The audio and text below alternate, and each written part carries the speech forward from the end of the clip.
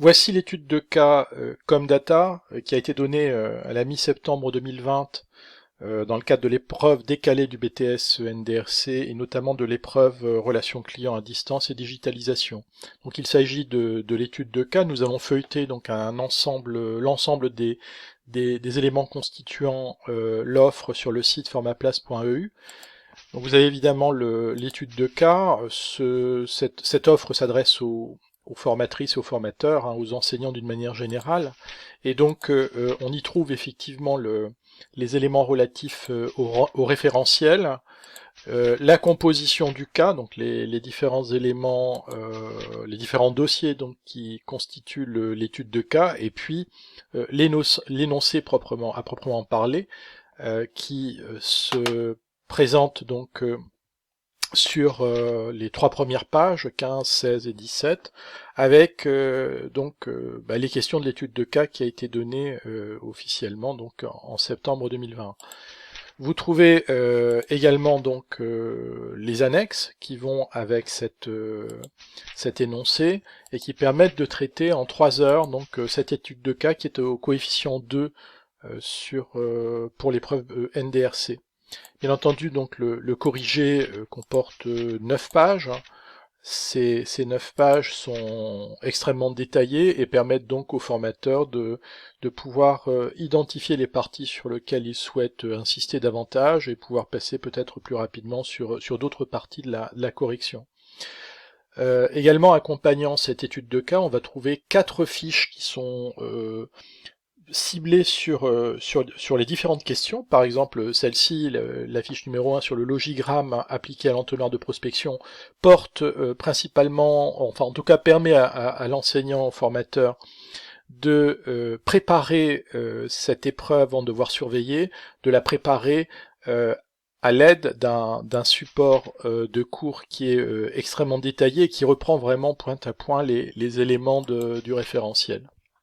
Dans la fiche numéro 2, qui concerne la taille optimale de la force de vente, nous avons souhaité présenter très largement donc cette méthode de calcul dans des situations très très différentes, que ce soit dans le cadre des vendeurs terrain, hein, ce qu'on appelle les représentants, mais aussi dans le cadre du centre d'appel, comment identifier la taille de l'équipe commerciale compte tenu des flux sortants ou entrants qu'il faudra prendre en considération.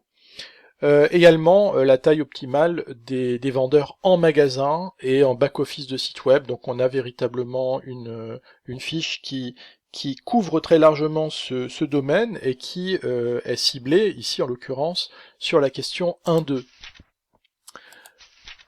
Si l'on poursuit, donc vous voyez, elle est très large, elle est donc beaucoup plus longue que les autres. Sur la fiche numéro 3, on aborde la performance et la qualité en centre d'appel.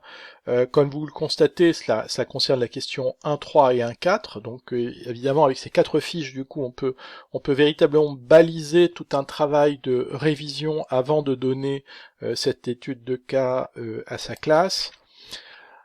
Et enfin, donc, la fiche numéro 4 qui traite, elle, de la newsletter, et effectivement, dans cette étude de cas Comdata, les 3 questions du dossier 2 sont centrées sur la lettre d'information, la newsletter, et donc ceci est abordé véritablement très très en détail, de manière minutieuse, et notamment par Samuel Lachis qui travaille dans le domaine du e-marketing. Voilà donc pour ce qui concerne l'étude de cas, son corrigé et puis les fiches de révision. Il faut aussi rappeler que l'enseignant dispose donc d'un corrigé sous forme de PowerPoint. Alors au format PowerPoint pour ceux qui ont un ordinateur qui tourne sous Windows, mais également au format PDF, comme ça c'est tout à fait portable par différentes configurations d'ordinateur.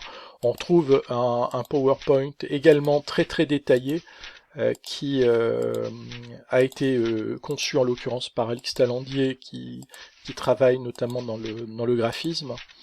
Et on retrouve donc une superbe projection qui permet grosso modo en 30 minutes de faire une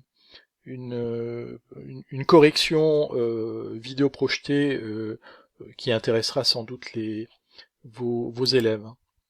Enfin, on trouve également donc une grille de notation avec le barème, donc question par question. On voit par exemple que la question numéro 1 est sur 5 points, la question numéro 2, enfin 1-2 donc est sur 5 points, question 1-3 est sur, pardon, 4 points, la question 1-4 sur 4 points, et donc il suffit pour le formateur de renseigner le nom et le prénom et de corriger en mettant là où effectivement il y a peut-être des points faibles ou des axes d'amélioration dans le travail, dans le rendu de l'étudiant, de pouvoir mettre quelques consignes. Donc après on peut insérer effectivement cette grille dans la copie et l'étudiant dispose d'un support qui lui permet de voir les points forts et les points faibles. Alors concernant la classe, cette fois-ci, l'enseignant donc peut reporter sur le document Excel les noms de ses élèves, copier-coller les noms, et n'a plus qu'à reporter les notes. C'est une autre façon de pouvoir faire le point avec la classe et de pouvoir identifier les questions sur lesquelles la classe a été davantage performante ou moins performante, et de pouvoir réorienter donc un certain nombre de révisions après l'étude de cas, ou de conseiller les étudiants sur des révisions après l'étude de cas. Voilà pour cette présentation donc qui insiste bien sur 2 points, c'est-à-dire qu'on a vraiment une offre très large qui facilite, qui fait gagner beaucoup de temps effectivement au formateur et à l'enseignant, mais aussi faut bien prendre en compte que l'essentiel des supports étant pédagogique, et bien cette offre s'adresse aux enseignants et aux formateurs et pas aux étudiants. Merci.